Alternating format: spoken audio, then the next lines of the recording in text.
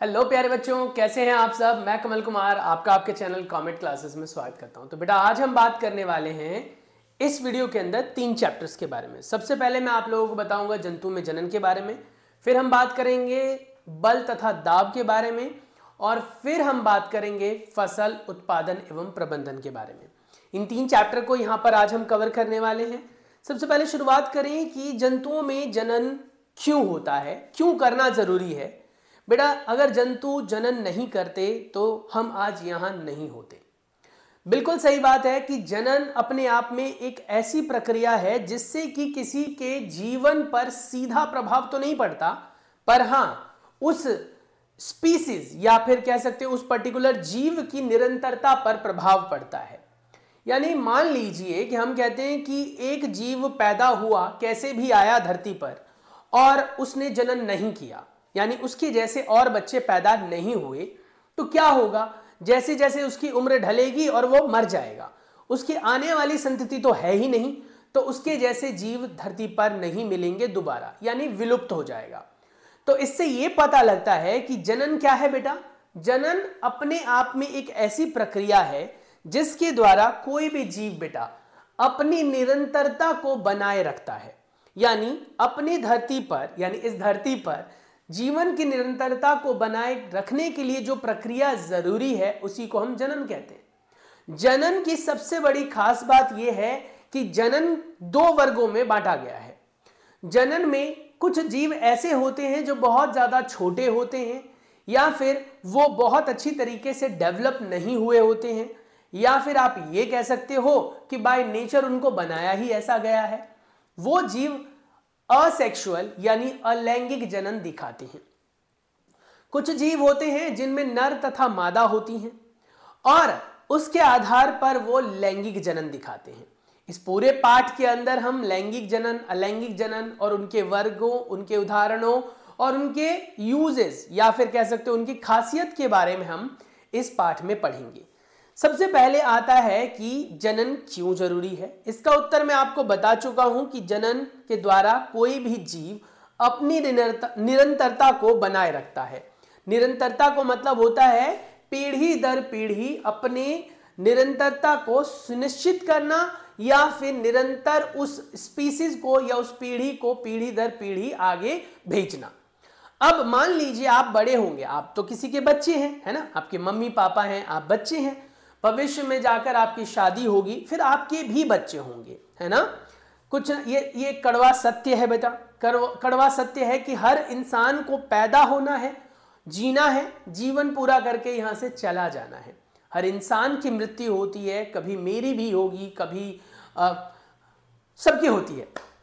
तो कहने का मतलब यह हो गया कि जीवन नियमित है और उसकी निरंतरता को बनाए रखने के लिए हमें शादी करनी पड़ती है, बच्चे पैदा करने पड़ते हैं। बच्चे पैदा करने से हमारे इंडिविजुअल लाइफ में कोई फर्क नहीं पड़ता बेटा, लेकिन अपने जैसे स्पीसीज को धरती पर बनाए रखना जरूरी है इस धरती को चलाने के लिए। ठीक है, तो इसीलिए बेटा हम पाठ को पढ़ रहे हैं।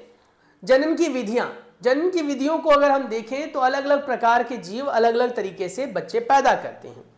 कुछ जीव होते हैं जो अंडे देते हैं, कुछ जीव होते हैं जो बच्चे देते हैं, कुछ जीव होते हैं जिनमें नर तथा मादा दोनों अलग अलग होते हैं, कुछ जीव होते हैं जिनमें नर मादा होते ही नहीं है, सिर्फ अपने शरीर से ही उनके बच्चे निकलते हैं। तो कहने का मतलब इसके आधार पर हमने जीवों की जनन की विधियों को वर्गीकृत किया है। मुख्य तौर पर जनन की 2 विधियां होती हैं, पहली लैंगिक जनन, दूसरी अलैंगिक जनन। लैंगिक जनन वो जनन होती है बेटा, अब अगर मान लो यहां पर उदाहरणों की बात करें तो कहता है यार मनुष्य के बच्चे को क्या कहते हैं, शिशु। बिल्ली के बच्चे को क्या कहते हैं, बताओ आप लोग, बिल्ली के बच्चों को क्या कहते हैं बताओ। कुत्ते के बच्चे को क्या कहते हैं, जैसे पिल्ला। तितली के बच्चे को क्या कहते हैं, कैटरपिलर। मुर्गी के बच्चे को चूजा, गाय के बच्चे को बछड़ा, मेंढक के बच्चे को क्या कहते हैं, टेडपोल्स। तो ऐसे ही बेटा बहुत सारे जीव होते हैं और उनके बच्चों को अलग अलग नाम से हम जानते हैं। लेकिन सवाल उठता है कि ये जीव अपने जैसे बच्चे पैदा कर कैसे लेते हैं। तो जीवों को पैदा करने के लिए अपने जैसे बेटा हम लैंगिक जनन के बारे में चर्चा करेंगे। लैंगिक जनन में अगर हम देखें तो जैसे गाय देखते हैं बेटा, तो गाय माता है ना, फीमेल है, यानी कि मादा है।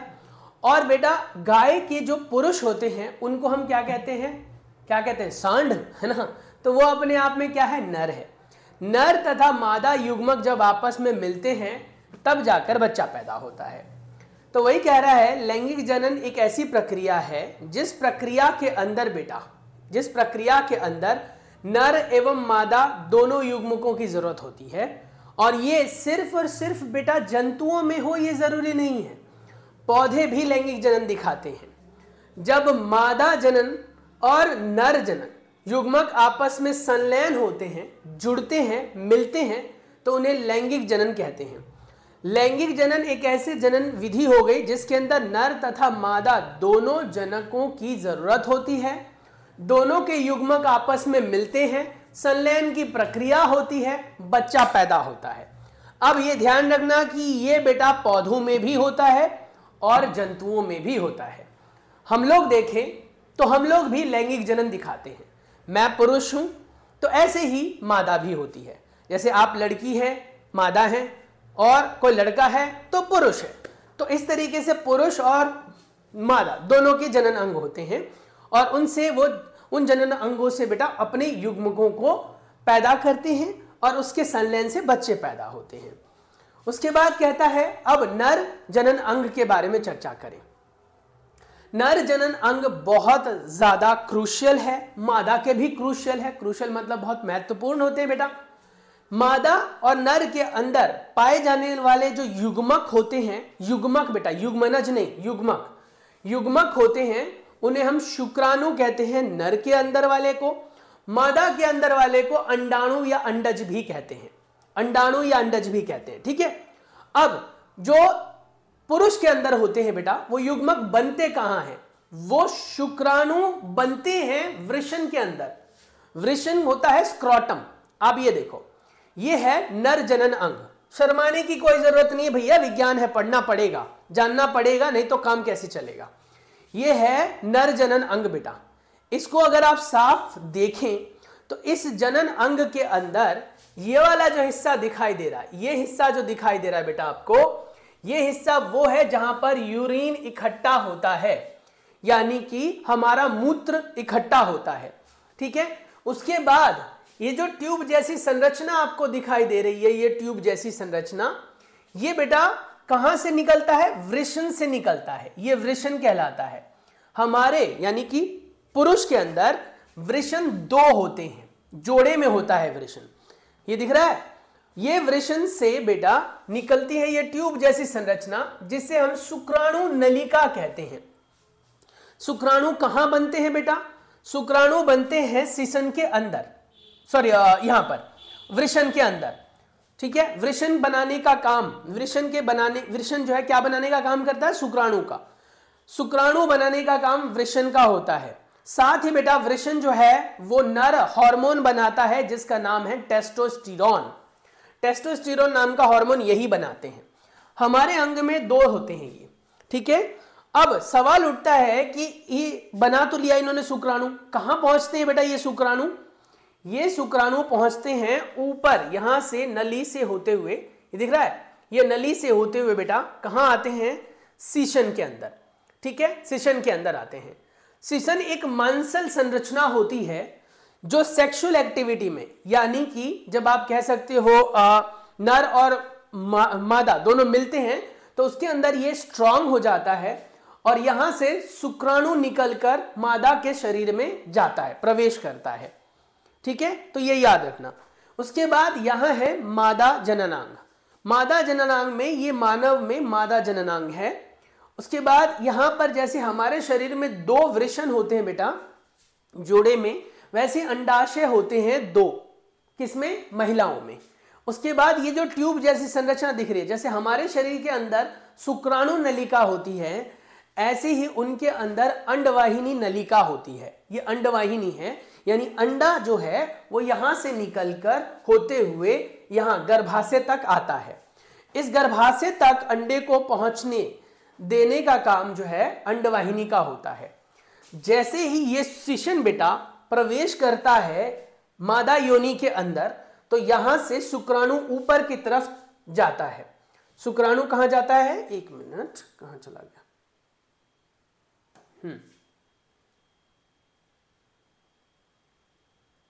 एक मिनट, हाँ ये देखो। तो यहां जैसे ही शिशन आता है तो शिशन अपने शुक्राणु को बेटा यहां पर रिलीज करता है। शुक्राणु यहां आए, शुक्राणु जो है उसकी संरचना कुछ ऐसी होती है, तीर जैसी संरचना समझ लो। ये फ्लोट करता हुआ ऊपर की तरफ, लाखों करोड़ों की तादाद में होते हैं ये, कुछ इधर भागते हैं इस नलिका की तरफ और कुछ बेटा भागते हैं इस नलिका की तरफ। ये नलिका में यहां से बेटा, यहां से अंडा निकलता है और अंडा या तो 14 दिन में इस अंडाणु से निकलेगा, अंडाशय से अंडाणु निकलेगा, या तो इस अंडाशय से अंडाणु निकलेगा। किसी एक से निकलता है, दोनों से नहीं निकलता, किसी एक से। तो वो अंडाणु यहां पर आ गया मान लो, या यहां पर आया तो किसी एक साइड आएगा, तो इस साइड इस बार नहीं आएगा, इस साइड आया मान लो। तो ये पहले बार यहां पहुंचा, फिर यहां पहुंचा, फिर यहां पहुंचा। यहां आने के बाद शुक्राणु और अंडाणु आपस में मिल जाते हैं, जिसे हम कहते हैं बेटा संलयन की प्रक्रिया। संलयन की प्रक्रिया हमेशा ही अंडवाहिनी के अंदर होता है, ये याद रखना। अगर कोई पूछे कि संलयन की प्रक्रिया नर और मादा जो होते हैं जनक, जिसे आप कहते हैं क्या, युग्मक, तो वो युग्मक कहां मिलते हैं, नर और मादा युग्मक कहां मिलते हैं, तो आप बोलेंगे अंडवाहिनी के अंदर। अंडवाहिनी के अंदर ये मिलते हैं और संलयन की प्रक्रिया होती है, बच्चा पैदा होता है। अच्छा सर, अगर मान लो ये ना मिले तो फिर बच्चा पैदा नहीं होगा। इसीलिए बेटा जब कभी भी यहां से अंडाणु आया और शुक्राणु यहां से नहीं प्रवेश कर पाया, तो मादा के अंदर हमने पढ़ा ना मेंस्ट्रुअल साइकिल होता है, मासिक धर्म होता है, तो वो मासिक धर्म शुरू होता है, उसके बारे में आगे पढ़ेंगे। ये बेटा अंडाणु, अब ये समझो इस चीज को, अंडाणु ये है, इसे अंडाणु कहते हैं, और यहां से जो निकलता है बेटा उसे हम शुक्राणु कहते हैं। शुक्राणु के अंदर भी आप देखो, नोटिस करो तो 3 मुख्य भाग हैं। ऊपर सिर वाला भाग है जो तैरने में मदद करता है आगे से, ठीक है, ये एरोडायनेमिक बना हुआ है ना, अपने आप में देखो तो आगे से नोकीला है जिससे तेजी से जा सके। मध्य भाग के अंदर सारे ही गुणधर्म होते हैं, जो नर के गुणधर्म होते हैं वो यहां पर होते हैं, और पूंछ बेटा फ्लोट करने में मदद करता है, तैरने में, ठीक है, मतलब तैरने का मुख्य काम पूंछ का ही है। उसके बाद अंडाणु की बात करें तो अंडाणु में मुख्यतः जो है वो देखो, ये हिस्सा दिख रहा है अंडे जैसा, बीच में केंद्रक होता है जिसमें सारे की सारी इंफॉर्मेशंस होती हैं, गुण होते हैं बेटा, और ये एकल कोशिका होती है। शुक्राणु भी एकल कोशिका होते हैं, दोनों ही एकल कोशिका होती है, एक ही कोशिका से बने होते हैं, ठीक है। ये मानव का अंडाणु है।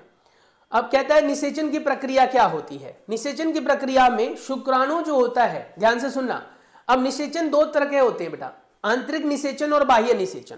आंतरिक निषेचन होता है जिसमें मादा जो होता है, मादा जनन अंग, उसके अंदर शुक्राणु जाता है और अंडवाहिनी के अंदर संलयन की प्रक्रिया होती है, अंडवाहिनी के अंदर। तो निषेचन की प्रक्रिया कहां हुई, अंडवाहिनी के अंदर, तो उसे हम कहते हैं आंतरिक निषेचन, आंतरिक संलयन या आंतरिक निषेचन। आंतरिक निषेचन में शरीर के अंदर निषेचन की प्रक्रिया होती है। और एक होता है बाह्य निषेचन, जिसमें क्या होता है, शुक्राणु बाहर शरीर से निकलता है और अंडाणु भी शरीर से बाहर निकलता है और दोनों बाहर मिलते हैं। दोनों में से किसी के शरीर में नहीं मिलते हैं, वो दोनों शरीर से बाहर मिलते हैं, उसे बाह्य निषेचन कहते हैं। अब निषेचन की प्रक्रिया क्या है, तो कहता है शुक्राणु का अंडाणु के साथ संपर्क में आते ही वो जुड़ जाते हैं और इस प्रक्रिया को निषेचन कहते हैं। निषेचन के बाद वो बनाते हैं युग्मनज, उससे पहले रहते हैं युग्मक, उससे पहले रहते हैं युग्मक, नोट डाउन कर लेना, उससे पहले रहते हैं युग्मक, मिलने के बाद बना लेते हैं युग्मनज। युग्मनज का निर्माण होता है, जिस प्रक्रिया को आप यहां पर देख सकते हो। बहुत सारे शुक्राणु आते हैं, भगे भगे आते हैं, रफ्तार में मिलियन बिलियन लाखों की तादाद में होते हैं बेटा, और उनमें से एक अंडाणु पर पहुंच पाता है।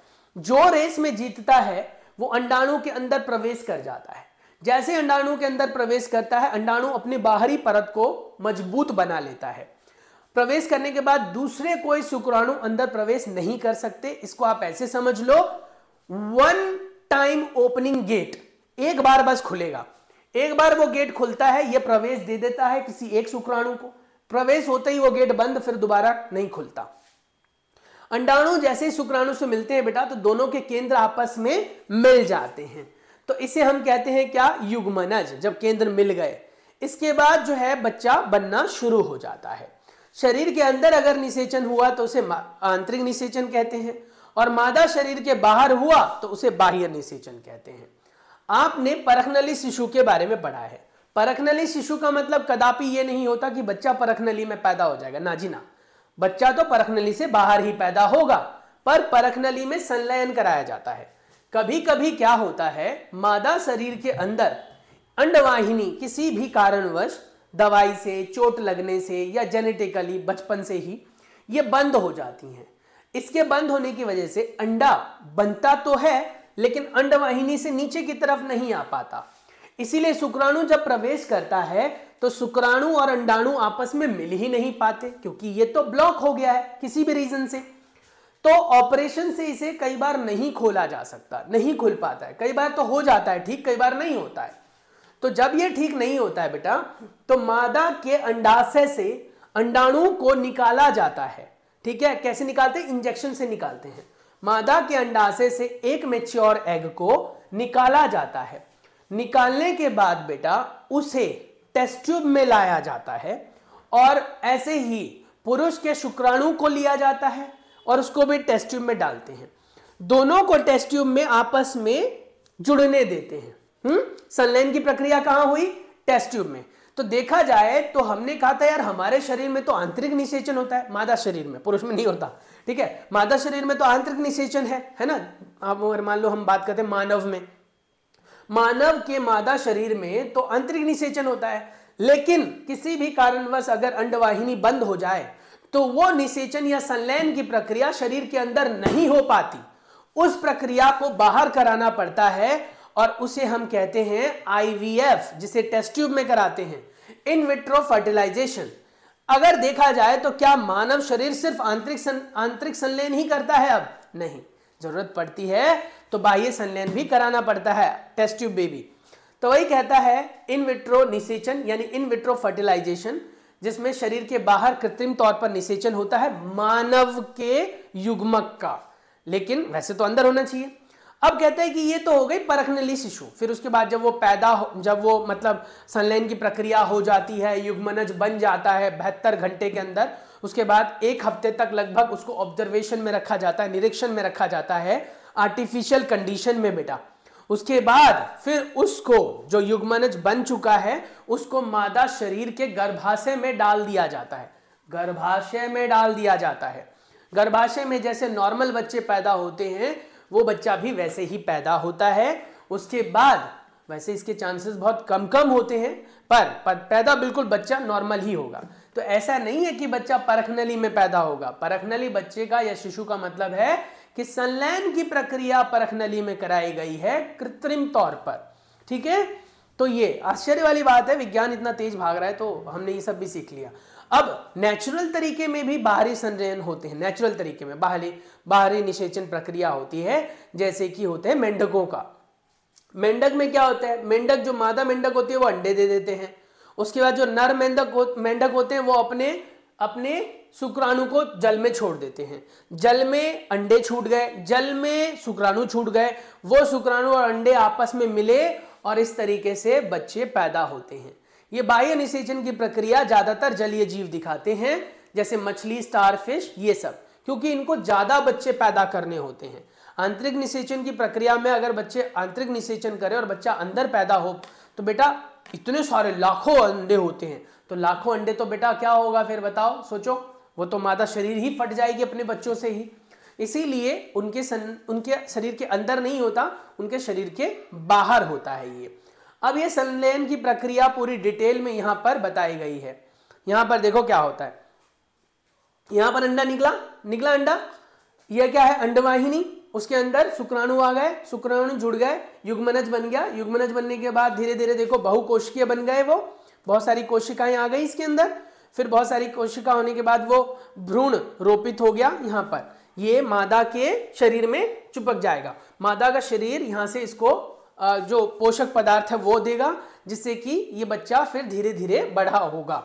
अब यहाँ पर भ्रूण की परिभाषा पूछी जाती है, जैसे कहता है कि निषेचन के परिणाम स्वरूप युग्मनज बनता है। निषेचन से पहले युग्मक रहता है, विकसित होकर भ्रूण बनता है।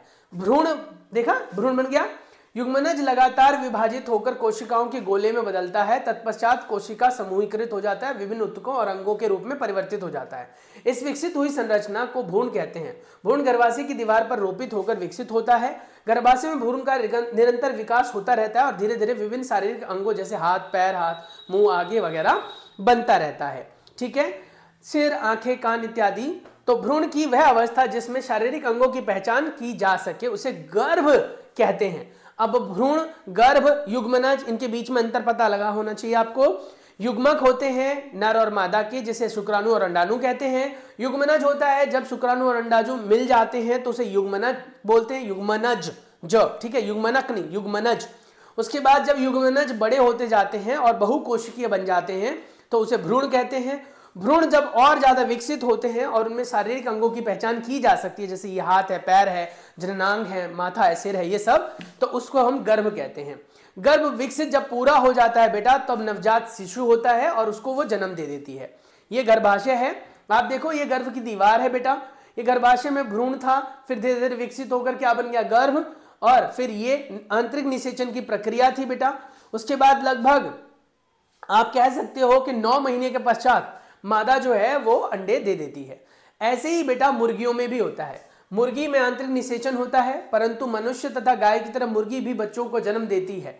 ठीक है, बताओ क्या देती है? नहीं, वो तो अंडा देती है। आप जानते होंगे कि मुर्गी बच्चों को जन्म नहीं देती है। चूजे कैसे जन्म लेते हैं आइए पता लगाते हैं। निषेचन के फौरन के बाद युग्मनज लगातार भित्तीय दीवार विभाजित होती रहती है, अंडवाहिनी के नीचे की ओर बढ़ता रहता है। धीरे धीरे नीचे बढ़ने के साथ साथ सुरक्षित परत चढ़ती रहती है। मुर्गे के अंडे पर दीवार दिखाई देने वाली कठोर कवच ऐसी ही सुरक्षित कवच होती है। जो आपने देखा होगा जो अंडे निकलते हैं बाहर मुर्गे के शरीर के अंदर, निषेचन की प्रक्रिया तो अंदर ही हो जाती है। यानी मुर्गे जो होते हैं वो अपना शुक्राणु मुर्गियों के शरीर में ही छोड़ देते हैं, लेकिन मुर्गियों के शरीर में जाने के पश्चात जैसे कि उनके बीच में संलयन की प्रक्रिया होती है बेटा, तो संलयन की प्रक्रिया के बाद जो वो नीचे निकलते हैं, नीचे भ्रूण की दीवारों से होते हुए, मतलब क्या कह सकते हो, गर्भाशय की दीवारों से होते हुए आते हैं, तो उसके ऊपर एक प्रोटेक्टिव लेयर चढ़ती चली जाती है, एक परत चढ़ती चली जाती है जो कि कैल्शियम कार्बोनेट की होती है बेटा, CaCO3 की होती है, और उसकी वजह से वो बहुत ज्यादा मजबूत हो जाता है। तो इसीलिए वो बच्चों को पैदा नहीं करते, वो अंडे को बाहर पैदा करती हैं। फिर जब अंडे बाहर आ जाते हैं तो लगभग इस सारी प्रक्रिया के अंदर अंडे, मतलब इस संलयन की प्रक्रिया से लेकर चूजा बाहर निकलने तक की प्रक्रिया लगभग 3 सप्ताह में पूरी होती है और फिर वो फूट जाता है और बच्चा बाहर आ जाता है। अब आता है, कुछ लोग अंडे देते हैं, कुछ लोग जो है बच्चे पैदा करते हैं। मतलब लोग का इन द सेंस जीव से है यहाँ पर। कुछ जीव जो है वो हम जैसे लोग नहीं, मतलब पता लगे भैया पड़ोसी अंडे दे रहे हैं पड़ोसी बच्चे ही देंगे। तो जरायुज और अंडप्रज होते हैं। जरायुज वो होते हैं बेटा जो अपने बच्चों को पैदा करते हैं, बच्चे बाहर निकलते हैं शरीर से। अंडप्रजक वो होते हैं जो अंडे देते हैं। तो मुर्गी क्या है? अंडप्रजक है, अंडे देती है। कोई भी चिड़िया क्या है? अंडप्रजक है। हम लोग क्या है? हम लोग जरायुज है। और अगर गाय, भैंस, बकरी इत्यादि को देखें वो भी क्या है? जरायुज है, उनके भी बच्चे बाहर आते हैं। तो ये चीज याद रखनी है, ठीक है। शिशु से लेकर वयस्क तक का सफर अगर हम देखें तो इसे हम कायांतरण कहते हैं। ये मेंढक में या फिर बेटा तितलियों में, इनमें ये प्रक्रिया ऐसी चरणों में होती है। चरण याद रखना, पेपर में पूछा जाता है। ये सबसे पहले अंडा आएगा, फिर टेडपोल आएगा, फिर वयस्क आएगा, ठीक है। अंडा, टेडपोल, वयस्क। और ये बेटा बनाने के लिए भी आ जाता है। अगर आप देखो तो सबसे पहले अंडे हैं, ये अंडे हैं, ठीक है। अंडों पे आकर शुक्राणु चिपकते हैं, उसके बाद आरंभी टेडपोल बनता है। आरंभी टेडपोल के बाद बेटा बाद का टेडपोल बनता है। इन दोनों में थोड़ा थोड़ा अंतर निकलता है। देखो आप, इसमें हाथ जैसी संरचना आ गई, इसमें नहीं थी। उसके बाद फिर वो वयस्क मेंढक बन जाता है। फिर वयस्क मेंढक जो है वो जनन की प्रक्रिया करता है, फिर वो अंडे देता है, शुक्राणु देता है, फिर आरंभिक टेडपोल, और ये प्रक्रिया चलती रहती है और जीवन की निरंतरता मेंढकों की बनी रहती है। अब सवाल उठता है कि जलीय जीव इतने सारे अंडे या इतने सारे शुक्राणु क्यों देते हैं? भैया जलीय जीव इतने सारे अंडे या शुक्राणु नहीं देंगे तो वो अपनी जीवन की निरंतरता को कैसे बनाए रख पाएंगे, है ना। क्योंकि देखो उनको तो दूसरे जीव खा लेते हैं। अंडे दिए उन्होंने पानी में, पता लगा एक छोटी मछली आई और उनके अंडे खा गई, उनके शुक्राणु खा गई। अब वो बच्चे कैसे पैदा होंगे? इसीलिए उनको लाखों हजारों की तादाद में अंडे देने होते हैं और हजारों की तादाद में वो शुक्राणु देते हैं कि भैया कुछ तो बचेंगे जिससे कि उनकी जीवन की निरंतरता बनी रहे।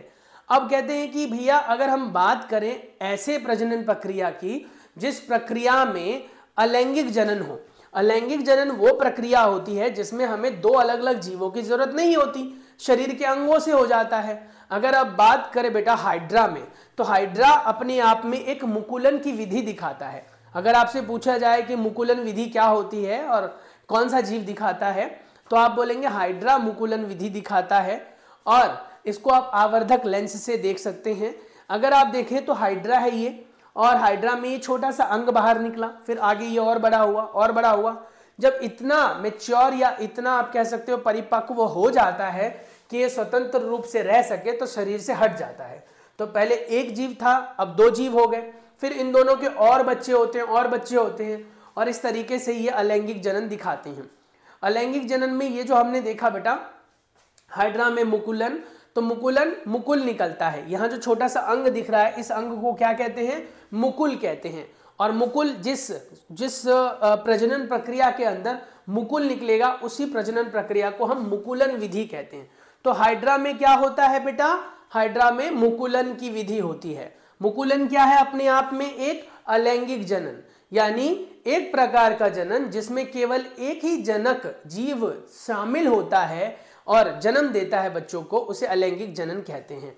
और ऊपर जो आपने देखा उसे मुकुलन विधि कहते हैं जनन की। दूसरा आता है बेटा द्विखंडन।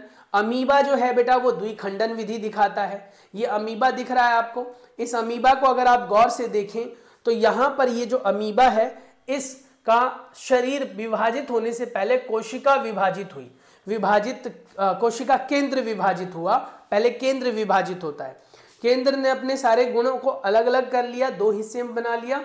उसके बाद बेटा केंद्र जो कोशिका द्रव्य है वो भी अलग अलग हो गए, और बाद में दो अलग अलग संततियां बन गई। फिर ये दोनों अलग अलग बेटा परिपक्व होंगे, विकसित होंगे, बड़े होंगे, और फिर इन दोनों से भी दो दो बच्चे निकलेंगे।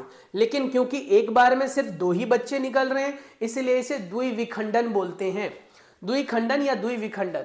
द्विखंडन विधि किसी में होता है बेटा? किसमें होता है? अमीबा में। ये चित्र बनाने के लिए आ सकता है, याद रखना, पहले अमीबा बनाना है, फिर अमीबा को थोड़ा चपटा करके केंद्र को थोड़ा अलग अलग कर देना है, फिर केंद्र को बिल्कुल अलग कर देना है, लेकिन अमीबा जुड़े हुए रहेंगे, और आगे फिर केंद्र को भी अलग और अमीबा को भी अलग कर देना है। उसके बाद यहाँ पर डॉली शीप की कहानी के बारे में पढ़ा हुआ आपने। डॉली शीप क्या थे बेटा? भेड़। इसमें दो भेड़ों को लिया गया था जिसकी क्लोनिंग कराई गई थी।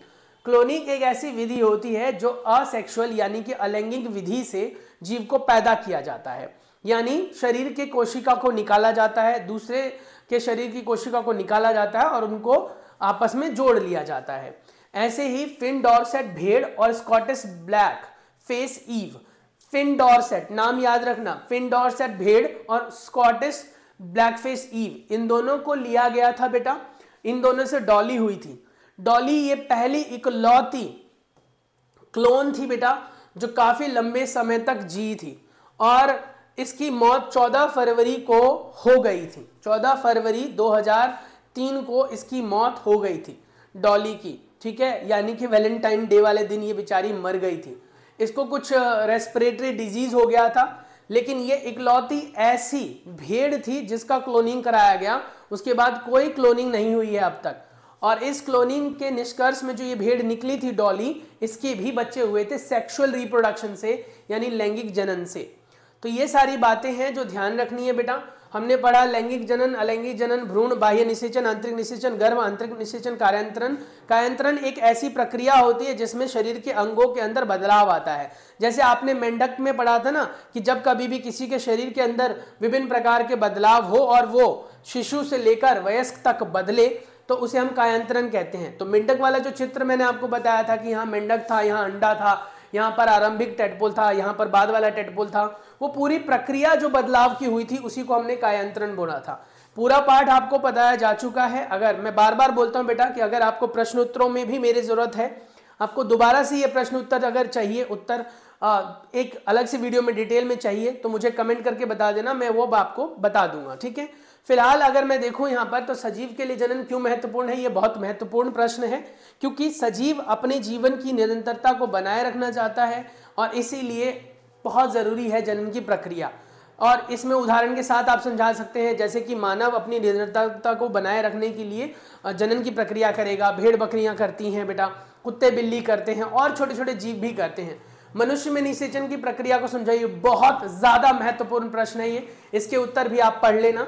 मैंने हालांकि ये वीडियो ऑलरेडी अपलोडेड की हुई है चैनल पे जाओ, सर्च करो चैप्टर नंबर 8 के नाम से, या फिर जंतुओं में जनन के नाम से सर्च करो, हिंदी में लिखो जंतुओं में जनन, तो आपको ये बेटा मिल जाएगा। और भविष्य में आने वाले चैप्टर भी ऐसे ही आप लोगों को मिलते रहेंगे। चैनल को सब्सक्राइब कर लो, बेल आइकन को प्रेस कर दो। चलिए चलते हैं अब हम नेक्स्ट चैप्टर पर। नेक्स्ट चैप्टर मैंने आप लोगों के लिए यहाँ पर जो रखा हुआ है बेटा वो है बल तथा दाब। अब हम इसके बारे में चर्चा करेंगे। इस चैप्टर के बारे में जब हम पढ़ेंगे बेटा बल तथा दाब, इसके बारे में वैसे तो मैंने डिटेल में ऑलरेडी एक वीडियो के अंदर समझाया हुआ है, पर फिर से आज मैं समझाने जा रहा हूँ। पर 5 मिनट का आप लोगों को गैप देता हूँ, ये 5 मिनट आप लोग थोड़ा सा पानी वानी पी लो, फिर हम इस चैप्टर को स्टार्ट करते हैं।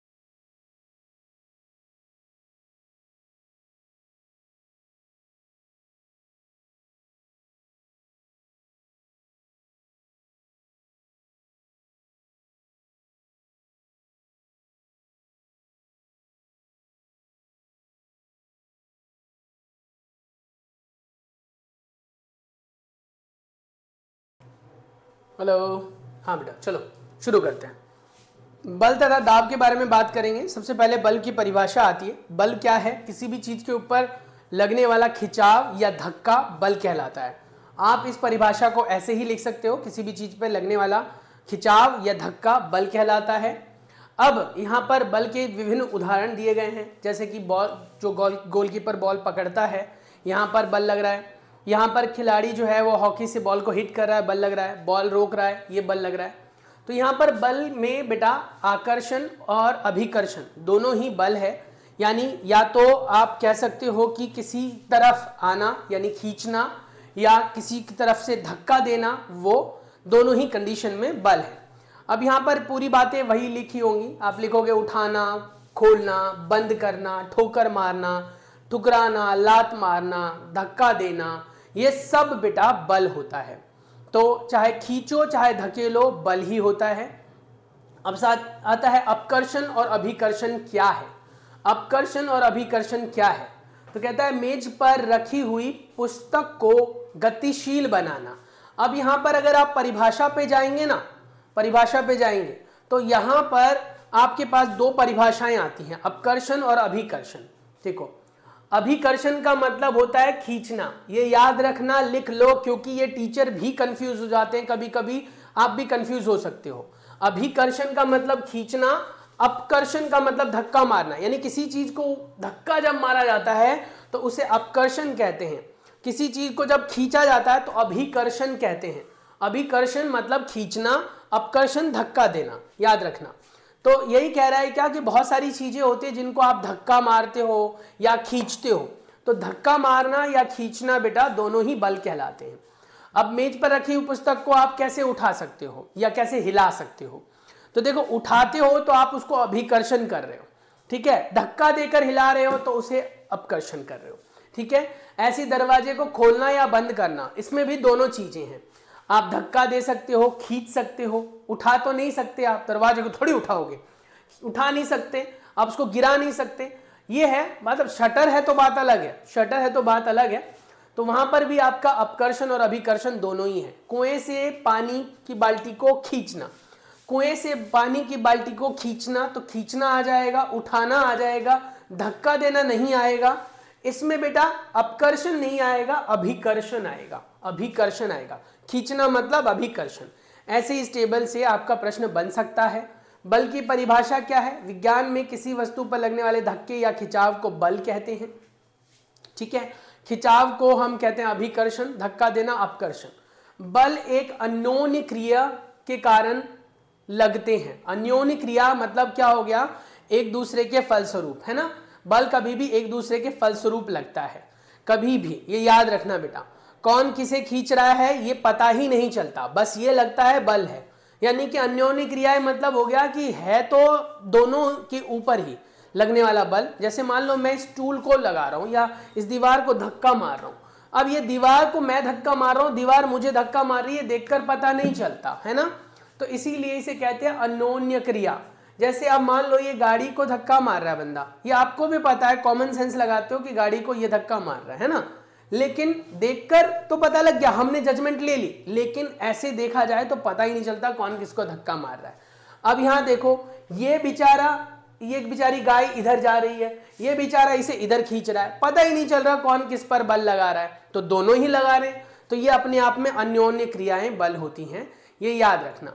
बलों की खोजबीन, बल की खोजबीन क्या है? तो बल की खोजबीन बेटा बहुत ही सिंपल है। अब कहता है कि सिंपल सी बात समझो, सेम दिशा में जाते वक्त बल जुड़ जाते हैं, विपरीत दिशा में जाते वक्त बल घट जाते हैं। बस इतना सा याद रखो, यहां से एक प्रश्न बन सकता है। अब ऐसा बन सकता है कि जैसे मान लो, कहता है कि एक वस्तु है जिस पर दो व्यक्ति बल लगा रहे हैं, एक 25 न्यूटन का लगा रहा है, बल की इकाई होती है बेटा न्यूटन, और एक 20 न्यूटन का बल लगा रहा है। दोनों से लगने वाला बल कितना होगा यहाँ पर? क्योंकि सेम दिशा में है तो 45 न्यूटन लग जाएगा यहाँ से, ठीक है। अगर ये दोनों विपरीत दिशा में लगा रहे होते, जैसे कि बेटा नीचे लगा रहे हैं, मान लीजिए एक 25 न्यूटन लगा रहा है, ये वाला 25 न्यूटन का बल लगा रहा है, न्यूटन इकाई होती है, बार बार बोल रहा हूँ याद रखना, और ये 20 न्यूटन का लगा रहा है बेटा, तो निष्कर्ष बल कितने न्यूटन का होगा? तो ये ज्यादा लगा रहा है, ये कम लगा रहा है, दोनों एक दूसरे के ऑपोजिट या विपरीत दिशा में लगा रहे हैं। विपरीत दिशा में लगने वाले बल हमेशा घट जाते हैं, माइनस किए जाते हैं। तो यहां से माइनस होकर जो लगने वाला बल है वो सिर्फ 5 न्यूटन का आएगा, और 5 न्यूटन का बल इधर से उधर की तरफ होगा। जिधर ज्यादा है इधर से उधर की तरफ, इधर से इधर नहीं लगाना, ठीक है।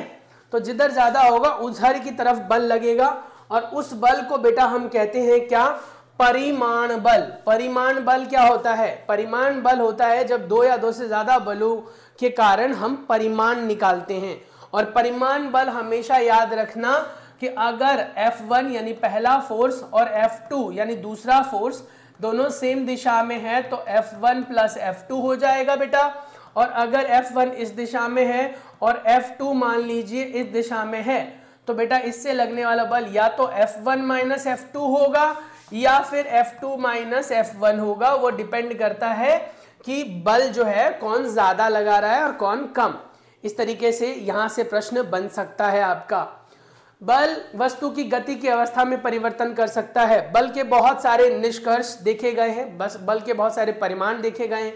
बल जो है बेटा दिशा बदल सकता है, बल आकार बदल सकता है, बल जो है वो स्थिति बदल सकता है।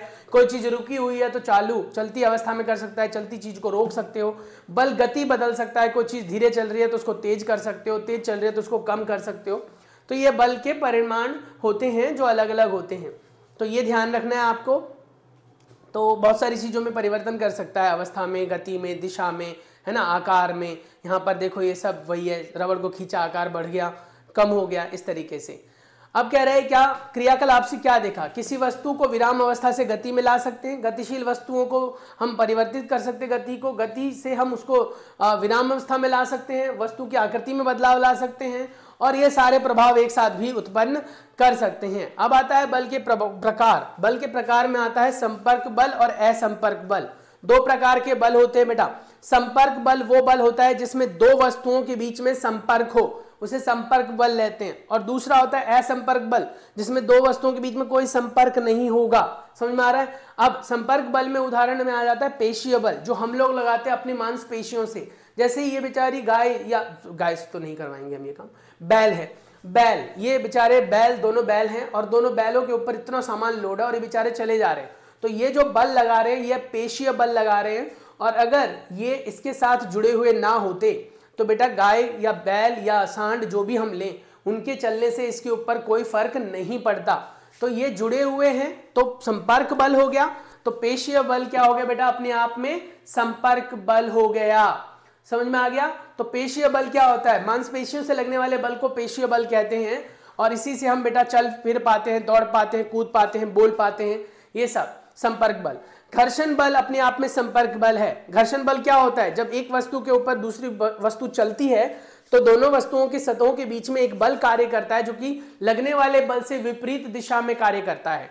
अगर बल इधर की तरफ लग रहा है तो घर्षण बल इधर लगेगा, विपरीत दिशा में बेटा, तो उसे हम कहते हैं घर्षण बल। घर्षण बल भी अपने आप में संपर्क बल है, हमेशा विपरीत दिशा में कार्य करता है, और ये रिजल्टेंट बल को कम करता है। यानी अगर आप मान लीजिए 20 न्यूटन का बल लगा रहे हैं और उसमें 5 न्यूटन का घर्षण बल लग रहा है, तो लगने वाला बल सिर्फ और सिर्फ 25 न्यूटन ही कारगर सिद्ध होगा। यानी 20 और 5, तो लगने वाला बल 15 न्यूटन ही कारगर सिद्ध होगा। आपको घर्षण बल को घटा देना है। टोटल बल 20 न्यूटन, 5 न्यूटन जो है वो आपका उसका विपरीत बल लग गया, तो इसलिए 15 न्यूटन ही काम करेगा। नेक्स्ट आता है बेटा असंपर्क बल।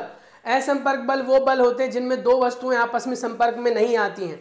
जैसे चुंबकीय बल, ये असंपर्क बल है। दो चुंबक को लो विपरीत दिशाओं में धक्का मारते हैं या फिर एक दूसरे को आकर्षित करते हैं, लेकिन उनके बीच में लगने वाला बल आपस में जुड़ने की वजह से नहीं होता, तो वो असंपर्क बल है, क्योंकि दो वस्तुएं संपर्क में नहीं आती हैं। ऐसे ही कहता है एक स्ट्रॉ ले लो, उसको धागे से लटका लो और अपने बाल के ऊपर दूसरे स्ट्रॉ को रगड़ो। आप देखो दोनों स्ट्रॉ एक दूसरे को अट्रैक्ट या रिपेल करेंगे, यानी कि आकर्षित करेंगे या प्रतिकर्षित करेंगे, तो वो भी अपने आप में क्या है? असंपर्क बल। और ये जो बल लग रहा है इसे कहते हैं स्थिर विद्युत बल, ये भी अपने आप में असंपर्क बल है। गुरुत्वाकर्षण बल भी अपने आप में असंपर्क बल है। दो वस्तुओं के बीच में लगने वाला ये बल होता है गुरुत्वाकर्षण बल, और ये हर वस्तु के बीच में लगता है और इसमें संपर्क नहीं होता। जैसे पृथ्वी हमें जो खींचती है अपनी तरफ, मान लो मैं ये पेन छोड़ता हूं यहां से और ये नीचे गिरा, क्यों गिरा? क्योंकि इसको पृथ्वी अपनी ओर खींच रही है, लेकिन वो बल संपर्क में आने की वजह से नहीं है, पृथ्वी और इसके बीच में बहुत अंतर है ना, डिफरेंस है ना, तो यहां से फिर भी वो इसे खींच पा रहा है, तो इसीलिए यहां पर भी ये असंपर्क बल है। तो गुरुत्वाकर्षण बल भी अपने आप में असंपर्क बल है। उसके बाद आता है दाब। दाब को बेटा इंग्लिश में हम प्रेशर कहते हैं, और प्रेशर की जो इकाई होती है वो होती है बेटा पास्कल। पास्कल, ठीक है, पास्कल याद रखना, पूछ लिया जाए तो पास्कल। और प्रेशर का जो फॉर्मूला होता है बेटा वो होता है बल यानी फोर्स बटे में क्षेत्रफल, यानी कि दाब को परिभाषित करते हैं। दाब को कैसे परिभाषित करेंगे? दाब होता है बल बटे में क्षेत्रफल, यानी प्रति इकाई लगने वाले बल को दाब कहते हैं। प्रति इकाई लगने वाले बल को हम दाब कहते हैं। तो दाब का है बल बटे में क्षेत्रफल जिस पर वो लग रहा है। दाब के ऊपर बेटा प्रश्न पूछा जा सकता है, जैसे कि बोलेगा दाब ज्ञात करो अगर लगने वाला बल 20 न्यूटन है और क्षेत्रफल 2 वर्ग इकाई मीटर स्क्वायर है। तो समझ रहे हो मैं क्या कहना चाह रहा हूं? तो आपको बल बोलेगा 20 न्यूटन और बेटा इकाई जो दे रखी होगी क्षेत्रफल वो 2 मीटर वर्ग दे रखा होगा। तो इससे कट गया तो 10 न्यूटन मीटर वर्ग पर वर्ग मीटर स्क्वायर कह सकते हो आप। तो ये, या फिर इसे हम शॉर्ट में पास्कल भी कह सकते हैं। तो अगर कोई पूछ ले कि 1 पास्कल का क्या मतलब है, तो 1 पास्कल होता है बेटा 1 न्यूटन प्रति मीटर वर्ग। 1 न्यूटन प्रति मीटर वर्ग, उसे आप 1 पास्कल कहते हैं, याद रखना। पेपर में ये पूछा जा सकता है। देखिए ये सब उदाहरण है यहां पर। अब कहते हैं क्या कि बल कौन कौन लगाता है? सभी चीजें बल लगाती है बेटा। वायुमंडल भी हमारे ऊपर बल लगाता है। आपको पता होगा कि जिस जगह पर आप हैं आप हवा से घिरे हुए हैं, तो आपके ऊपर से मतलब जितनी ऊंचाई वायुमंडल की ना उतनी ऊंचाई की सारी हवा आपके सिर के ऊपर प्रेशर यानी दबाव डाल रही है, इसे वायुमंडलीय दाब कहते हैं। ऐसे ही बेटा द्रव्य भी दाब डालते हैं। तो कहता है कि भैया पानी ले लो, एक ऐसे कुछ संरचना के अंदर नीचे गुब्बारा बांध लो, पानी ले लो। कम पानी तो कम फूला, ज्यादा पानी तो ज्यादा फूल गया, यानी जितना ज्यादा पानी बढ़ाओगे दाब उतना ज्यादा बढ़ जाएगा। तो इससे ये पता लगता है कि ठोस हो चाहे द्रव्य हो चाहे गैस, दाब लगाते हैं। ऐसे ही इस एक्सपेरिमेंट में भी आप साफ देख सकते हो, बोतल के अंदर पानी भरा, गुब्बारा फूलने लग गया, तो यानी कि इसके ऊपर दाब पड़ रहा है, ये दबाव। तो इससे ये निष्कर्ष निकलता है कि हर वस्तु दबाव डालती है, चाहे वो वस्तु द्रव्य अवस्था में है, ठोस अवस्था में है या बेटा गैस अवस्था में है। तो ये चीज ध्यान देने वाली। ऊपर ऊपर से करा रहा हूं बेटा, कोई डाउट है तो आप मुझसे नेक्स्ट वीडियो में पूछ सकते हो। वायुमंडलीय दाब क्या है? वायुमंडल हमारे ऊपर दाब लगाती है तो उसे वायुमंडलीय दाब कहते हैं। इसको परिभाषित करेंगे तो आप बोलेंगे क्या? प्रति वर्ग क्षेत्रफल इकाई में वायुमंडल की गैस हमारे ऊपर दबाव लगाती है, जिसे हम वायुमंडलीय दाब कहते हैं। ये देखो ये उदाहरण दे रखा है और इस तरीके से आप इसको समझ सकते हैं। ऐसे ही एक्सपेरिमेंट किया गया था। 2 गोले लिए गए थे, काटकर उसे 51 सेंटीमीटर व्यास वाला चिपका दिया गया। इधर इतने सारे घोड़े, इधर इतने सारे घोड़े, और इन घोड़ों को बोला गया चलो भैया खींचो, इसे अलग करो। ये घोड़े अलग नहीं कर पाए थे। इससे ये पता लगता है कि इतने सारे घोड़े इतना बल लगाने के बावजूद भी इसे अलग नहीं कर पा रहे हैं। तो क्यों नहीं कर पा रहे हैं? वायुमंडलीय दाब के कारण। क्योंकि अंदर से जब हवा को निकाल दिया गया था तो इसके अंदर वायुमंडलीय दाब बहुत ज्यादा बढ़ गया, जिसकी वजह से इतने सारे घोड़े मिलकर भी इसे नहीं खींच पाए थे। तो इस पार्ट के अंदर इतना ही है। मोटी मोटी बात आपके दाब के बारे में पूछा जाएगा, दाब की परिभाषा, दाब की इकाई, बल के बारे में पूछा जाएगा, बल की परिभाषा, बल के प्रकार, बल से क्या क्या कर सकते हैं, संपर्क बल और असंपर्क बल क्या होता है ये पूछा जा सकता है, उनके उदाहरण पूछे जा सकते हैं। इतना ही पूछा जाएगा, इससे ज्यादा कुछ नहीं। बाकी ये पढ़ लेना, अभ्यास के प्रश्नोत्तरों को तैयार कर लेना बेटा। कोई भी अभ्यास का प्रश्नोत्तर ऐसा है जो आपको नहीं आता है तो प्लीज मुझे कमेंट में बता देना, आने वाली वीडियो में मैं आपको वो एक्सप्लेन कर दूंगा।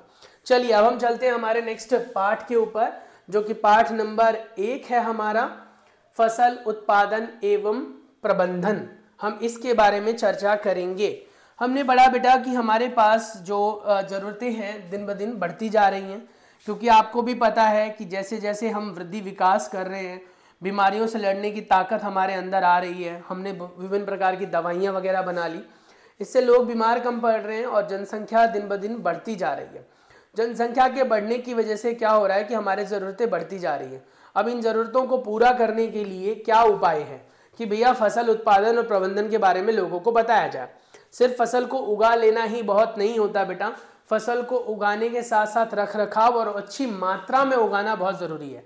इसीलिए सबसे पहले फसलों के बारे में ज्ञान होना बहुत ज़रूरी है। मैं ये नहीं कहता कि आप जाकर भविष्य में खेती करेंगे, लेकिन बेटा इसके बारे में आपको होने वाला ज्ञान किसी और की मदद कर सकता है। तो ज्ञान का मतलब ही यही होता है कि जो दूसरे के काम आ जाए। तो कहता है क्या कि फसल हमारे आसपास में, फसल की पद्धति के हिसाब से देखें तो कृषि करना तो हमने बहुत पहले सीखा था। पहले हम घुमक्कड़ प्रजाति के लोग हुआ करते थे, हमें कृषि वगैरह करना नहीं आता था, पशुपालन के बारे में हमें कोई ज्ञान नहीं था, हमें फसलों के बारे में ज्ञान नहीं था, अनाज के बारे में ज्ञान नहीं था। हम कंदमूल खाते थे, पत्ते खाते थे, हम जो है बेटा प्राकृतिक तौर पर उगने वाले जो फल फ्रूट होते हैं, जो जानवर अन्य जानवर खाते थे, वही हम खाते थे। फिर धीरे धीरे हम विकसित हुए, हम एक सामाजिक प्राणी बने, हम समाज में रहना सीख गए, हमने फसलों को उगाना सीखा, हमने धीरे धीरे जो है अपने समाज को बड़ा किया, हमने विभिन्न प्रकार की वैज्ञानिक तकनीकी सीखी और हमने अलग अलग प्रकार के अनाजों के बारे में ज्ञान अर्जित किया, और तब जाकर कहीं हम सामाजिक तौर पर एक जगह पर रह पाते हैं। पहले हम जहाँ पर ज़रूरतें पूरी हो जाती थी वहाँ से दूसरी जगह निकल जाते थे, इसलिए हमको घुमक्कड़ प्रजाति के लोग कहा जाता था। हम लोग घूमते रहते थे, दिन भर यहाँ खाया, फिर दो चार 10 दिन 15 दिन वहाँ रुके, वहाँ की सारी फसलें ख़त्म हो गई, फसलें इन द सेंस की फल फ्रूट और कंदमूल वगैरह ख़त्म हो गए, फिर हम कहीं और चले जाते थे। फिर जानवरों का शिकार हमने करना सीखा और तब जाके फिर हमने जानवरों को पालना सीखा, और सबसे पहला जो पालतू जानवर था हमारा बेटा वो हमारा कुत्ता था। कुत्ता हमारा सबसे पहला पालतू जानवर था जिसको हमने पाला था। और फिर फसलों के बारे में जाना। फसल क्या होता है? बहुत बड़े स्तर पर जब एक ही प्रकार के ध्यान से सुनना, जब बहुत बड़े स्तर पर एक ही प्रकार के पौधे को लगाया जाता है तो उसे फसल कहते हैं। चाहे वो फसल आम का हो, चाहे वो फसल अमरूद का हो, चाहे वो बेटा गेहूं का हो, चाहे वो बेटा चावल का हो, लेकिन बहुत बड़े पैमाने पर एक ही प्रकार के पौधे लगाए जाए उसे फसल कहते हैं। फसल में बेटा अन्न, सब्जियां, फल फ्रूट इत्यादि सब हो सकते हैं। तो सब्जियों को भी बहुत बड़े पैमाने पर लगाया गया तो सब्जी वाली फसल हो गई, और अगर अनाज को लगाया गया तो अनाज वाली फसल हो गई। तो फसल अलग अलग प्रकार के होते हैं। फसलों को हमारे भारत के अंदर मुख्यतः 2 वर्गों में बांटा गया है। फसलों को उगाते वक्त अगर हमें बेटा मौसम का ज्ञान हो तो हम फसल बहुत अच्छा उगा सकते हैं। फसलों के बारे में मौसम का ज्ञान बहुत बड़ी भूमिका निभाता है। अगर आप देखो तो हमारे पास फसलों के आधार पर खरीफ फसल और रबी फसल है। खरीफ फसल वो फसल होती है जिन्हें वर्षा ऋतु में बोया जाता है। बहुत महत्वपूर्ण है बेटा, और यहाँ से प्रश्न पक्का आने वाला है, डैम श्योर। ठीक है, तो खरीफ फसल होते हैं जिन्हें वर्षा ऋतु में हम लगाते हैं, और बेटा इन फसलों के उदाहरण है हमारे मक्का, धान, सोयाबीन, मूंगफली, कपास, और ये जून से सितंबर तक लगाए जाते हैं, जून से सितंबर तक। उसके बाद रबी फसल होती है जिन्हें हम शीत ऋतु के फसल कहते हैं, अक्टूबर से मार्च तक लगते हैं। अभी यही फसल लगी हुई है। अगर आप खेतों में जाते हो और देखते हो तो आपको दिखेगा गेहूं लगा हुआ, चना, मटर, सरसों इत्यादि लगा हुआ दिखेगा आपको। ये सब क्या है? रबी की फसल है। इनको पकने के लिए रवि की जरूरत होती है। रवि किसको कहते हैं बेटा? किसको कहते हैं? सूरज को। तो इस तरीके से याद रख सकते हो, इनको पकने के लिए सूरज की जरूरत होती है। तो जब गर्मी का मौसम चढ़ने लगता है तब इसको काटा जाता है, यानी कि गर्मी का मौसम चढ़ता है तो ये पक जाते हैं, फिर काट लेते हैं। जैसे कि मार्च लास्ट तक जाते जाते काट लेते हैं। तो आपने देखा होगा गेहूं की कटाई मार्च लास्ट में शुरू हो जाती है, तो मार्च लास्ट तक ये काटे जाते हैं। उसके बाद आता है आधारित फसल पद्धति। हमारे भारत के अंदर आधारित फसल पद्धति पर बहुत बड़ा फोकस किया गया बेटा। आधारित फसल पद्धति कई चीजों के आधार पर उगाया वगैरह जाता है। आधारित फसल पद्धति में हमारे पास जो बेटा रबी फसल, खरीफ फसल है, ये आधारित फसल पद्धति ही है, क्योंकि अगर आप देखो तो वो मौसम पर आधारित है। ऐसे ही बेटा कई बार मिट्टी पर आधारित फसल पद्धति होती है। मिट्टी पर आधारित क्या होगा? विशेष प्रकार की मिट्टी में विशेष प्रकार के फसल होते हैं। इसीलिए आप लोगों ने देखा होगा एक राज्य से दूसरे राज्य में अलग अलग प्रकार की फसलें उगाई जाती है। कहीं पर गन्ना ज्यादा होता है तो कहीं पर गेहूं ज्यादा होता है, तो कहीं पर चावल ज्यादा होता है, कहीं पर मक्का ज्यादा होता है। तो ये सब उनके कह सकते हो उस पर निर्भर करता है, मिट्टी पर निर्भर करता है और जलवायु पर निर्भर करता है। तो इसे हम कहते हैं आधारित फसल पद्धति।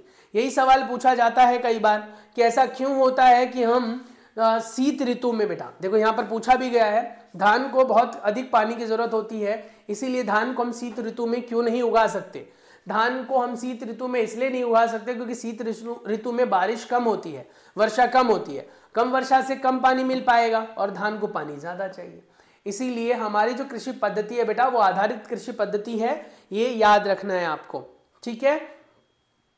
उसके बाद हम विभिन्न प्रकार के स्टेप्स की बात करेंगे। पूरा पाठ यही है, इसी को सीख लें अगर हम तो पूरा पाठ समझ लो आ गया। एक तो हमें पता होना चाहिए पद्धति के बारे में और पता होना चाहिए इन सभी स्टेप्स के बारे में। किसी भी फसल को उगाने से पहले ये मुख्य 7-8 स्टेप्स होते हैं जिनको हमें पूरा करना होता है बेटा। पहला, मिट्टी को तैयार करना। आप लोगों को सभी को पता है बेटा कि जिस प्रकार से बच्चा पैदा होता है तो उनका लालन पालन किया जाता है, बहुत छोटी छोटी चीज़ों पर ध्यान दिया जाता है। ऐसे ही बेटा जब आप कोई भी पौधा लगाओगे तो पहले उसके लिए तैयारी करोगे, मिट्टी तैयार करोगे, मिट्टी को हल्का करोगे जिससे कि बीज को जब बोया जाए तो बीज के जो जड़ें निकलेंगी तो आसानी से मिट्टी में फैल सके, पोषक तत्व आसानी से उन्हें मिल सके, वायु का आदान प्रदान वो आसानी से कर सके। इस तरीके से उनके बारे में सोचते हुए हमें मिट्टी को तैयार करना पड़ता है, जिसे आप कहते हैं प्लॉ या हल चलाना। हल चलाने विधि से हम मिट्टी को पोला कर देते हैं, खोखला कर देते हैं, हल्का कर देते हैं। बड़े बड़े डले होते हैं, काफ़ी लंबे समय तक अगर कोई फसल ना उगाया जाए बेटा तो बारिश के पानी की वजह से ऊपर की मिट्टी जो है सख्त हो जाती है, जम जाती है, तो उसको हल्का करना पड़ता है। क्योंकि अगर जमी हुई मिट्टी में आप बीज डालोगे तो वो कहाँ पनप पाएंगे, कहाँ ग्रो कर पाएंगे, इसलिए मिट्टी को हल्का करना पड़ता है। जब मिट्टी हल्की हो जाती है, तैयार हो जाती है, थोड़ा बहुत पानी वानी मिला देते हैं, लूज कर देते हैं उसे, उसके बाद बेटा उसमें हम बीजों की बुआई करते हैं। बीजों की बुआई से पहले हमें ये निर्धारित कर लेना होता है कि बीज जो हम चूज कर रहे हैं वो बीज बहुत अच्छे होने चाहिए। कैसे पता चलेगा वो बीज अच्छे हैं? तो बीजों की अच्छी गुणवत्ता का चुनाव करने के लिए हमें सबसे पहले क्या करना होता है बेटा, बीजों का टेस्ट करना पड़ता है। पानी में हम बीजों को डालते हैं, जो बीज पानी में तैरने लगते हैं वो बीज खोखले और खराब होते हैं, उन्हें हम फेंक दें, और जो पानी में अंदर बच गया वो बीज अच्छे होते हैं, भारी होते हैं, तो मतलब उनके अंदर कोई खोखलापन नहीं है, वो अच्छे होते हैं, उन्हीं को हम बुआई के लिए सेलेक्ट करते हैं।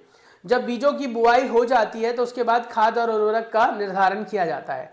खाद होते हैं जो कार्बनिक पदार्थ से तैयार किए जाते हैं बेटा, फील्ड में तैयार किए जाते हैं। मानव के किचन से निकलने वाला जो अवशिष्ट पदार्थ है जैसे कि सब्जी के छिलके इत्यादि, वो प्लस में बेटा जीव जंतुओं के जो अवशिष्ट पदार्थ होते हैं, या फिर आप कह सकते हो गाय भैंस के जो गोबर इत्यादि होते हैं, इनको हम खेतों में फील्ड में खुला करके उनको सड़ाते गलाते हैं।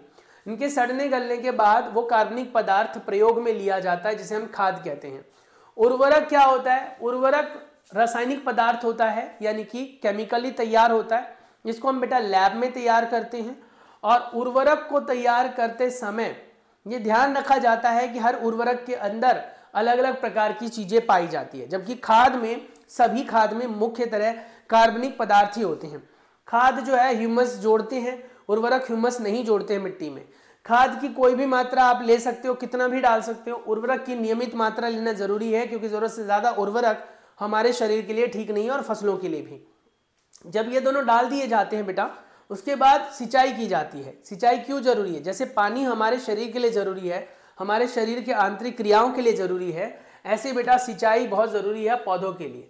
सिंचाई से क्या होता है कि जो खाद और उर्वरक आपने मिट्टी में डाला बेटा, वो पानी में घुल जाता है और पानी से वो फिर पौधों द्वारा अवशोषित हो जाता है। अवशोषित होकर वो पौधों के शरीर में जाता है, पौधे उससे अपना भोजन तैयार करते हैं, वृद्धि और विकास करते हैं। सिंचाई के अलग अलग मेथड की बात करोगे, पुराने जमाने में सिंचाई की जाती थी सिर्फ और सिर्फ बारिश से। फिर धीरे धीरे हमने अलग अलग तरीके सीखे, हमने नदियों का प्रयोग करना सीखा। आजकल नदियों के आसपास में सिर्फ घर नहीं होते, दूर दूर भी घर होते हैं। और वहां पर सिंचाई कैसे होगी बेटा? तो कहीं ना कहीं नलकूपों द्वारा सिंचाई का चलन आया। हमने जो ग्राउंड वाटर होता है, पानी जमीन के नीचे का पानी, उससे भी सिंचाई करना सीखा। अब सिंचाई से पानी मिल गया, पौधों को पोषक तत्व मिल गए, मिट्टी तैयार हो गई, पौधे बड़े होने लग गए। पौधे बड़े होने के साथ साथ कभी कभी अवांछनीय पौधे भी साथ में बड़े होने लग जाते हैं, जिसे खरपतवार बोलते हैं। खरपतवार ऐसे पौधे होते हैं जो अवांछनीय होते हैं, हमें जरूरत नहीं होती है, वो हमारे पेड़ पौधे या फसलों के पोषक पदार्थों को लेते हैं। समय समय पर उन्हें हटाना बहुत जरूरी है। इसके लिए आप बेटा हाथों से खुरपी हसिया का इस्तेमाल करके भी हटा लेते हो, या फिर दवाई 2D-4D जैसी जो खरपतवार नाशी होते हैं, 2D-4D याद रखना, उसके इस्तेमाल से भी हटा लेते हो। पौधे अब तैयार हो गए हैं, पक चुके हैं, कटाई की जाती है। कटाई का मौसम आता है जिसे बैसाखी कहते हैं बेटा। फसलों की कटाई के समय में बहुत सारी चीजें ध्यान रखी जाती है, फसलों की कटाई की जाती है और कटाई का बहुत हर्षोल्लास का मौसम होता है। जैसे आप लोगों के एग्जाम के बाद रिजल्ट आता है तो थोड़े नर्वस होते हो और थोड़े से जो है वो खुश भी होते हो कि चलो अब अगली क्लास में चले गए। ऐसे ही किसान भी थोड़े नर्वस, थोड़े खुश होते हैं। तो कटाई करते हैं, वो कटाई करने के बाद जो फसल बीज दे देते हैं बेटा, उन बीजों को वो भंडारित कर लेते हैं, साफ सुथरे बीजों को संभाल कर रखते हैं लंबे समय के लिए, जिससे कि हम उसका प्रयोग पूरा साल भर कर सकें। और सिर्फ बेटा किसान अपने लिए ही थोड़ी ना फसल उगाते हैं, वो हमारे लिए भी उगाते हैं। तो हमें किसानों का धन्यवाद करना चाहिए, उनकी मेहनत की सराहना करनी चाहिए, उनके बारे में सोचना चाहिए। ये सारी बातें जो मैंने ऊपर से बताई बेटा, ये सब यहीं लिखा हुआ है। हम कृषि औजारों का प्रयोग करते हैं। कल्टीवेटर्स क्या होते हैं? कल्टीवेटर्स देखो, पहले हम क्या करते हैं, हलों द्वारा करते थे खेतों में मिट्टी को हल्का करना। आजकल हम जो है वो नए टूल्स का इस्तेमाल करते हैं, जैसे हम कह सकते हैं ट्रैक्टर इत्यादि का प्रयोग करते हैं। पहले बीजों को बोने के लिए पारंपरिक तरीका था, जिसमें एक फनल होता था, एक व्यक्ति बीज डालता था, दूसरा हल चलाता था। जबकि आजकल जो है वो सीड ड्रिल जैसे मेथड आ गए हैं, जिससे हम एक समय में बहुत बड़े स्तर पर जो है वो बुआई कर सकते हैं।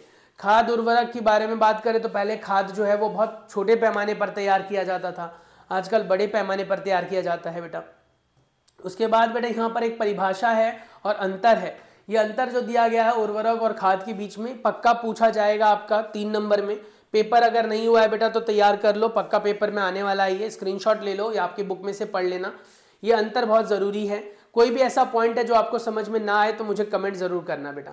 खाद के लाभ के बारे में बोल रहा है, आपको पता है कि खाद से जो है मिट्टी भुरभुरी बनी रहती है, मिट्टी में नमी बनी रहती है, ह्यूमस बना रहता है, और बेटा खाद का कोई नुकसान नहीं है, और खाद हम किसी भी मात्रा में डाल सकते हैं। तो यही है। सिंचाई के बारे में मैंने बता दिया। सिंचाई में भी 2 विधि आती है बेटा, पारंपरिक विधि और नई विधि। अब नई विधि में भी आपका जो है वो ड्रिप सिस्टम आ जाता है और स्प्रिंकलर सिस्टम आ जाता है। इन 2 सिस्टम के बारे में पेपर में जरूर पूछा जाता है कि हम जिन क्षेत्रों में पानी की कमी है उन क्षेत्रों में किस प्रकार से सिंचाई कर सकते हैं। तो ड्रिप सिस्टम और जो फाउंटेन सिस्टम है या फिर कह सकते हो स्प्रिंकलर सिस्टम, उसका इस्तेमाल कर सकते हैं। पुराने तौर पर चैन पंप, ढेकली, रहट, इन सब का प्रयोग किया जाता था, जबकि आजकल हम आधुनिक तरीके से छिड़काव तंत्र यानी स्प्रिंकलर सिस्टम और ड्रिप तंत्र, इनका प्रयोग करते हैं। इन दोनों में से भी ये ज़्यादा बेस्ट होता है। जिन क्षेत्रों पर मिट्टी जो है रेतीली होती है उन क्षेत्रों में हम ड्रिप सिस्टम से इस्तेमाल करते हैं, रेतीली मिट्टी वाले में। क्योंकि रेतीली मिट्टी में बेटा अगर पानी ऊपर से देंगे तो पानी बहुत जल्दी वाष्पीकृत होकर उड़ जाएगा, पौधों को नहीं मिलेगा। इसीलिए इस सिस्टम के अंदर पाइप बिछाया जाता है और पाइप में छोटे छोटे छेद कर दिए जाते हैं। इन छेदों से पौधों की जड़ों में सीधा पानी जाता है और पौधे उनको अवशोषित कर लेते हैं। उसके बाद खरपतवार से सुरक्षा के वक्त मैंने आपको बताया खरपतवार को हटाया जाता है। खरपतवार को हटाने की विधि को निराई कहते हैं, निराई कहते हैं। इसको हम 2 तरीके से कर सकते हैं, या तो आप हाथों से हटाएं या फिर बेटा खरपतवार नाशी का प्रयोग करें। खरपतवार नाशी में आता है आपका 2D और 4D, याद रखना बेटा 2D और 4D, ये पेपर में पूछा जाता है। उसके बाद हार्वेस्टर और थ्रेशर क्या है? हार्वेस्टर और थ्रेशर क्या है? पुराने जमाने में फसलों को काटने के लिए हम दराती का इस्तेमाल करते थे, लेकिन आजकल हम फसलों को काटने के लिए हार्वेस्टर का प्रयोग करते हैं या फिर थ्रेशर का प्रयोग करते हैं। थ्रेशर फसलों को काटता है, साथ ही अनाज को अलग भी कर देता है, उसे हम कंबाइनर कहते हैं। उसके बाद फसलों से हस्क वगैरह या फिर भूसा वगैरह हटाने के लिए जिस यंत्र का इस्तेमाल करते हैं उसे हम कहते हैं विनोइंग। विनोइंग एक ऐसा यंत्र है जिससे कि हम हवा की मदद से भूसे इत्यादि को अलग करते हैं। फिर हम जो अनाज मिल गया हमें उसको साफ सुथरा सुखा कर बेटा सुखाया जाता है धूप में। धूप में सुखाने के बाद उसमें हम नीम के सूखे हुए पत्तों को डालकर भंडारित करते हैं। जिन बड़े बड़े कह सकते हो बड़े पैमाने पर जिनके अंदर फसलों को या फिर कह सकते हो अनाज के दानों को संग्रहित किया जाता है उन्हें हम साइलो कहते हैं, जिसे भंडार गृह के नाम से भी जानते हैं। FCI लिखा हुआ दिख रहा है, इसका मतलब है फूड कॉर्पोरेशन ऑफ इंडिया। फिर उसके बाद इतना ही नहीं बेटा, हमें जंतुओं से भी भोजन मिलता है। हमने फिर धीरे धीरे पशुपालन करना सीखा। हम जो है पशुओं से बहुत सारी चीज़ें लेते हैं, स्पेशली दूध और दही, मक्खन, मलाई, घी, ये सब हमें पशुओं से ही मिलता है। और फिर उनके दूध से हम बहुत सारी चीज़ें बना लेते हैं, जिसके लिए हम पशुओं की देखरेख करते हैं, पशुओं को खिलाते पिलाते हैं और उनके दूध से अपना पोषण प्राप्त करते हैं। आप लोगों को पता होगा हमें डेली दूध पीना चाहिए, क्योंकि दूध को हम संतुलित आहार कहते हैं। दूध में सारी चीज़ें हमें मिल जाती हैं, साथ ही दूध से हमें विटामिन D भी मिलता है, याद रखना। तो ये सारी बातें हैं जो आपको ध्यान रखनी है। लगभग 1 घंटे की क्लास के अंदर मैंने आपको तीनों चैप्टर मोटा मोटा रिवाइज करा दिया। आने वाले वीडियो के अंदर हम 3 और चैप्टर लेंगे और इस तरीके से आपका सिलेबस कंप्लीट हो जाएगा। ये थोड़ी सी वीडियो थोड़ी फास्ट कराई है मैंने, पर ये सिर्फ रिवीजन पर्पज से था। आपको सारी चीजें एक बार रिकॉल हो गई होंगी किसमें क्या था क्या नहीं था, और इसके बिहाफ पर आप आसानी से पेपर में अच्छा कर सकते हो। और हाँ, ये जो क्वेश्चन आंसर्स हैं बेटा अभ्यास की, ये पक्का कर लेना। पेपर में इन क्वेश्चन आंसर्स के अंदर से बेटा 80% पेपर आने वाला है। बार बार बोल रहा हूँ, एनसीईआरटी की बुक में जो आपके प्रश्न उत्तर दिए गए हैं, प्रश्न दिए गए हैं, उत्तर तो कहाँ दिए हैं, तो प्रश्न दिए गए हैं, उन प्रश्नों के उत्तर तैयार कर लो। हमारे चैनल के ऊपर प्रश्न उत्तर की वीडियो अलग से पड़ी हुई है। अगर आप फिर भी कहते हो कि सर एक ऐसी वीडियो बना दो जिसमें सभी के सभी पाठों के प्रश्न उत्तर एक साथ मिल जाए, हमें हम बैठकर उसे आराम से पढ़ सके, सीख सके, समझ सके, याद कर सके, तो बेटा मैं आप लोगों के लिए वो वीडियो बनाने के लिए भी तैयार हूं। बस आपको मुझे कमेंट करके बताना पड़ेगा। ये वीडियो अगर पसंद आई है बेटा तो वीडियो को लाइक करें, चैनल को सब्सक्राइब करना बिल्कुल ना भूलें। आने वाले दिनों में हम 9th क्लास पर भी काम करेंगे, क्योंकि अभी ये 8th क्लास का पेपर चल रहा है, तो ऑब्वियस सी बात है ये चैनल आपके काम का रहेगा नहीं। तो 9th स्टैंडर्ड के लिए हम अलग से एक सेपरेट चैनल बना चुके हैं ऑलरेडी, जिस पर हम काम कर रहे हैं। तो अगर आप चाहते हैं कि 9th स्टैंडर्ड में आपको वहां से एजुकेशन मिले, तो चैनल को उसे भी सब्सक्राइब कर लेना। हमारे इस चैनल के पेज पर मिल जाएगा, फर्स्ट जो पेज है चैनल का उस पर मिल जाएगा नीचे। और बस फिर मिलते हैं नेक्स्ट वीडियो में। Good luck for your upcoming exams. अगर आप लोग अभी तक एग्जाम नहीं दिए बेटा तो बहुत सारी शुभकामनाएं आप लोगों के साथ। बढ़िया तरीके से एग्जाम दो, अच्छे मार्क्स लाओ, माँ बाप का नाम रोशन करो, थोड़ा बहुत मेरा भी नाम रोशन करो। मिलता हूं नेक्स्ट वीडियो में, तब तक के लिए अपना बहुत सारा ख्याल रखो बेटा। Take care, bye bye.